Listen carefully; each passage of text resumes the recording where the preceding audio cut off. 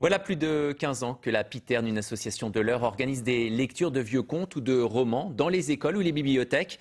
Et depuis peu, ces bénévoles ont eu l'idée de numériser les ouvrages typiquement normands. Une façon de les faire connaître au plus grand nombre, mais aussi d'éviter qu'ils ne tombent dans l'oubli. Angèle Devecchi, Olivier Flavien.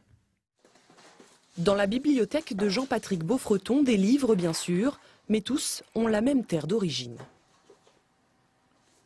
Leur point commun, c'est que l'auteur est né en Normandie. Galopin auprès d'Évreux, Mirbeau dans le Calvados. Bon, là, ce sont des grands classiques, mais vous pouvez avoir aussi des auteurs bien moins connus. Ces ouvrages du 19e et du 20e siècle sont tous libres de droit et souvent à l'époque édités à peu d'exemplaires. Alors il y a un an, ils décident de les numériser et cela commence par une séance photo. Voilà, c'est dans la boîte. Les pages photographiées, elles deviennent, grâce à un logiciel informatique, un traitement de texte ordinaire que Jean-Patrick doit encore passer au peigne fin.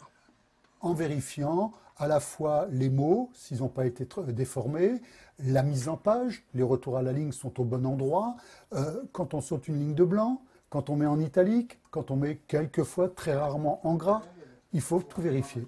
En moyenne, on compte une 60aine d'heures par livre. En un an, 50 livres sont passés du papier à l'écran, mais 1358 ouvrages normands attendent encore d'être diffusés sur Internet ou sur les tablettes numériques. Car c'est bien le but du travail de Jean-Patrick et de ses collègues de la Piterne, défendre la lecture plus que le livre. Il y a des auteurs méconnus, inconnus, qui avaient du succès en leur temps.